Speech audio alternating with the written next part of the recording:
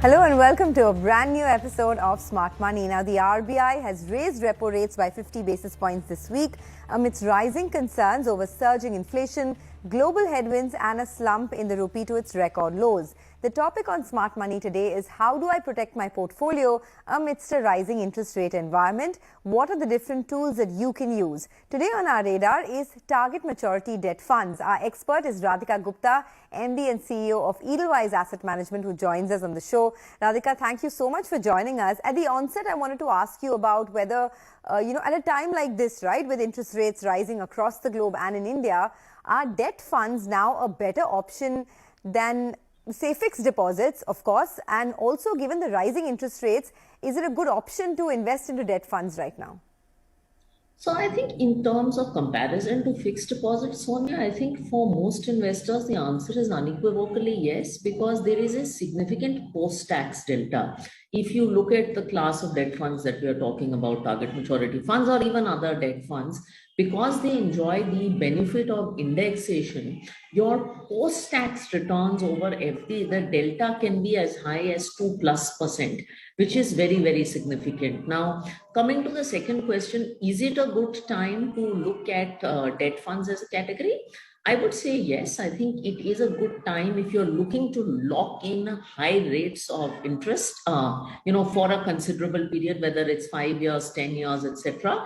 Then you want to do it when interest rates are high, and why not now? So, I mean, the old proxy that we remember is if FD rates are high, you rather block your FDs for long. The same thing goes with debt funds. So, there's no better time than this in that sense to lock in rates for the long term. Okay, there's no better time than now, and perhaps rates could go up further, right?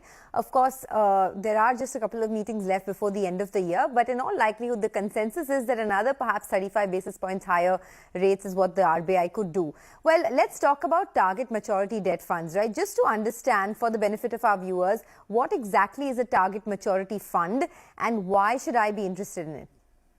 So I think very simply, a target maturity fund has the features of a regular bond in a mutual fund format. When you buy a bond of any issuer or a GSEC, you buy it and you hold it till maturity. And if you buy it today, if I buy a 10-year bond, if I hold it till maturity, I will get a certain rate of interest. A target maturity fund tries to replicate that format, but it just buys a collection of bonds. Those bonds could be GSEC, those bonds could be state development loans, those bonds could be PSU bonds. But the idea is that you buy bonds of a certain maturity, which is the target maturity. That could be 2025, that could be 2030, that could be 2037.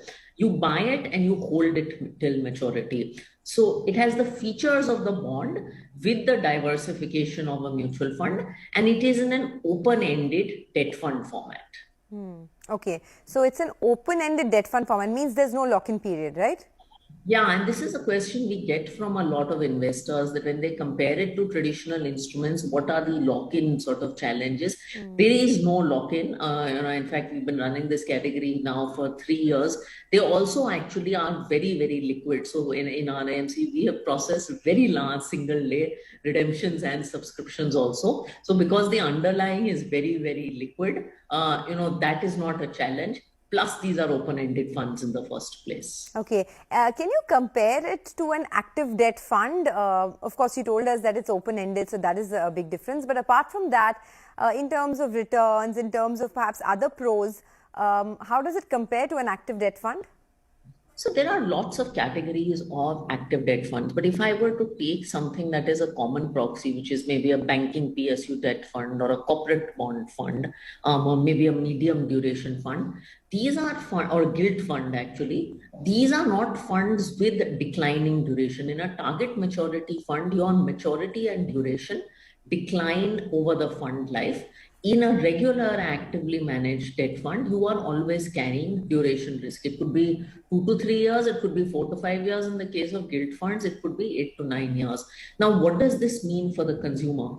In a target maturity debt fund, because it's like a bond and you're carrying declining duration, basically, if you buy and hold over the tenure of the fund, you actually have a predictable return, which is why the category has grown so much. So if I am entering today with a yield of say 7.5 on a 2037 target maturity fund, and I stay invested till 2037, I am likely to get that 7.5%. This experience you can't replicate in an actively managed fund where you enter, where you exit, all that starts to matter. So timing matters a lot more in an actively managed fund. It doesn't matter in a passively managed fund. There's a high predictability of returns, which is what has worked. The one category of old school actively managed funds that was similar to this was FMPs, but they had their challenges of not being transparent. They were closed-ended, etc., etc. Okay, all right. How do I identify target maturity funds as an investment option? And I'm also asking because, you know, we did see issues like, say, the IL&FS crisis a couple of years ago. A lot of people believe that you don't know what kind of paper. Of course, target maturity debt funds invest in high quality AAA, government paper, etc. But how do I identify target maturity debt funds as an investment option?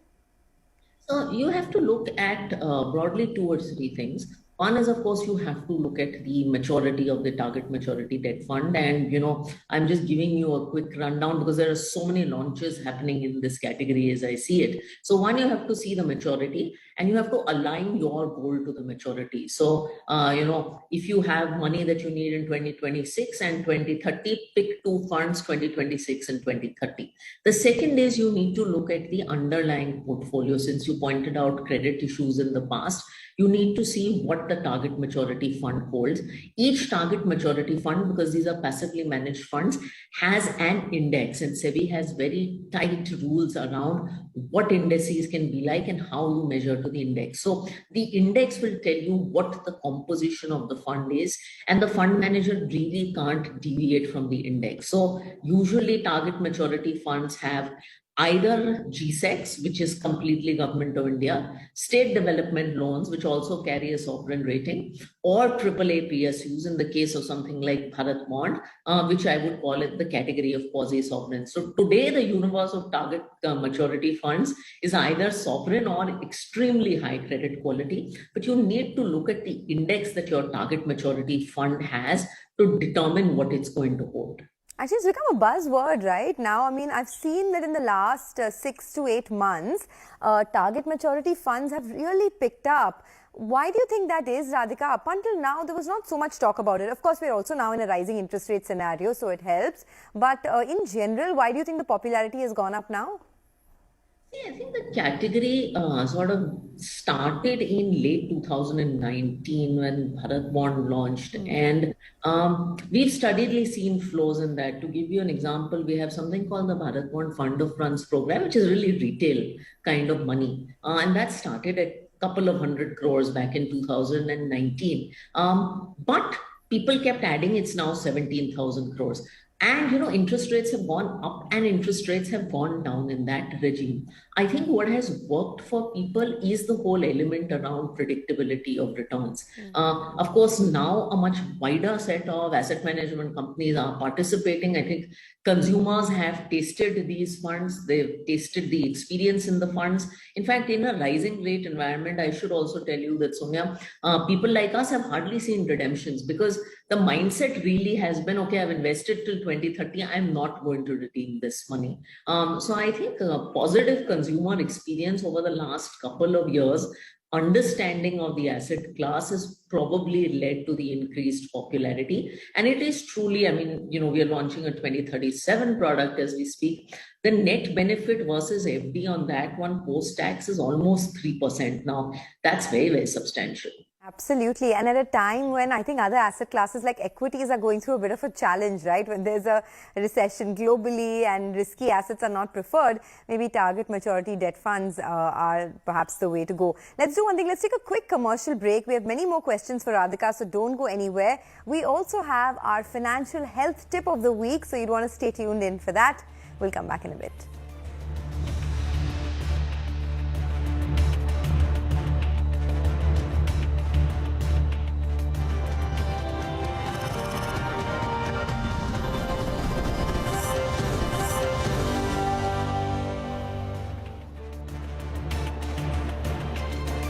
Welcome back to Smart Money on CNBC-TV18. In a rising interest rate environment, we're talking about several options that you can use to safeguard your portfolio amidst rising rates, and target maturity debt funds are perhaps one of them. We've spoken about how these funds have a targeted date of maturity, and there is, of course, a visible return that you can get. So they're, of course, better option than FDs, a much higher return than FDs, and perhaps a little more secure than equities, which seem to be volatile at the moment. Radhika Gupta, the MD of Edelweiss Mutual Fund, has been explaining to us. So it's a complete masterclass on this product. But do tell us, Radhika, what are the different products that are available in the market to choose from if I need to invest in a target maturity fund? So the good news is I think the range is vast and it's expanding. If I look at the two dimensions, maturity and issuers, today you have products all the way from a 2023 maturity, which is a target maturity fund, for next year, all the way till a 2037 maturity actually now. So you have a very vast range all the way from 1 to 15 years. As I said, globally what people do is they use these funds to do laddering. So you can really take your goals and mix and match target maturity funds across the yield curve and figure out what works for your need. So that's on the maturity spectrum. On the issuer spectrum, you have a couple of categories. You have pure GSEC related funds that are out there, which is only Government of India. You have funds that combine Government of India, GSEC, and state development loans. So there are a few out there. And you have funds that are pure AAA PSU, Bharat Bond being the largest and sort of most prominent one in that series. And then you have funds that are a combination of all three. But this is the quick lay of the land. So in summary, you have the range of maturities from 2023 till 37. And then within that, you have broadly three different kind of issuers, and you do your mix and match within that. Okay, the Bharat Bond ETF, of course, everyone knows about. Unless you've been living under a rock, you wouldn't be familiar with it. But still, for the benefit of our viewers, let's talk about that. It's a target maturity debt fund. What are the kind of opportunities that I can have if I invest in that one? So yes, Bharat Bond is the first target maturity debt fund. And today there are 4 series of Bharat Bond out there, 2023, 25, 30, 31, and 32.5. And Bharat Bond's underlying is AAA public sector companies. So that is what you get. The program is now, it's of course a Government of India backed program. So Bharat Bond is from a 2019 launch, about a 50,000 crore program today. With Bharat Bond, what we've really seen is individuals come in and use the Bharat Bond and target maturity construct, as I said, to plan different kinds of investment needs across the yield curve spectrum. So we've spoken throughout the show about the pros, right? The advantages of investing in target maturity debt funds. Any disadvantages? And for someone who perhaps has a high risk profile, right? A young investor which our show generally caters to, what percentage of their portfolio should be in these funds? Sure. So I think one disadvantage or one caveat I would say that I would point out is, while there is predictability of return, the predictability of return is over the holding period. In the middle, there will be volatile mark to market, and that volatility of mark to market will be higher if you pick a longer series. Now, what happens sometimes, and I've seen consumers, they look at the curve and they realize a 10-year bond is yielding a 10-year Bharat bond, for instance, is a much higher rate of return optically than a 3-year one. But while you will get what you see in 10 years, in the middle, there will be volatility. And that's something you realize. If you withdraw prematurely, you will not get that rate of return. So I think this is a very important caveat to make, right? That the return committed or the return shown is over the target maturity. It's not intermediate, and there will be intermediate volatility. For a high risk investor, look, this is a debt asset allocation. It's not an equity asset class. I think on this show and, in many other forums, I said asset allocation is extremely important. Your equity allocation is your equity allocation, and nothing takes away from that. This is a great way. This category is a great way. You can do your entire fixed income asset allocation using this category of funds. So you do equities as you need to do, and then your fixed income allocation, which I believe everybody should have. It could be 10% if you're very high risk. It could be 80% if you are not so high risk. That can be done through target maturity funds. Oh, absolutely. I mean, as they say, don't put all of your eggs in one basket, right? Especially when times are challenging like they are right now. Since you spoke about equities, we have to talk about that. And that brings us to our financial tip of the week. Every week, we give you one financial tip so that you can become healthy financially. Well, today we're going to talk about the advantages of investing in hybrid funds. Now, as we know, hybrid funds are mutual fund schemes which invest in more than one asset class. They invest in equity, debt and other asset classes depending on the investment objective of the scheme. Now, the advantages of investing in hybrid funds is that it balances your risk and return. The biggest advantage of a hybrid mutual fund is that it allows investors to balance risk and return. So, the equity portion will earn better returns and the debt part will earn steady returns at lower risk. Hybrid funds are also considered a good option for new investors who are a bit uncertain about the market, as it provides stability even while testing the equity market's volatility. And, Radhika, I wanted you to come in on this because is it a better option to invest in a hybrid fund which perhaps has both the equity and the debt component? Or do you invest in a pure equity fund and then for your debt portion, you look at, something that we spoke about, target maturity funds? What is the better way to look at it? Okay, so, I think one is it's very important to do asset allocation, whether you do it through a hybrid fund or whether you do it as equity plus fixed income. So it's very important to do the asset allocation. Now, I personally love hybrid funds. I find them tax efficient. I find them extremely tax efficient in the way that they do the rebalancing. So I put a lot of my own personal portfolio, because I'm a conservative investor, into a product like Balanced Advantage Fund, which is a popular hybrid fund category. So, I'm a big fan. What sometimes, people assume with hybrid funds is that they are all in and they solve all your problems. That often may not be the case, because every investor has different needs. So what I recommend is you can use a hybrid fund for a part of your asset allocation, and then you can supplement it with a couple of other things to complete it. So for instance, I supplement mine with mid cap and small cap exposure. You can supplement it with target maturity exposure if you need to keep debt money away for a certain period. So I think that's the way to think about it. But they are a fantastic asset class because the equity debt allocation, one, is automated, and second, is very tax efficient. Okay, what are the hybrid funds that you guys offer, if you'd want to just leave us with that? Sure. So I think we offer the full range. My favorite is, of course, Edelweiss Balanced Advantage Fund. I think that is the most popular category of hybrid funds. Equity, debt, about 65 equity on average, and ranging between 30 and 80. Then, of course, we have an equity savings fund, which is 1/3 equity, 1/3 arbitrage, and 1/3 debt. And then the more aggressive hybrid, which is about 75 equity and 25 debt. So there's a hybrid fund also for every need. Okay, fine.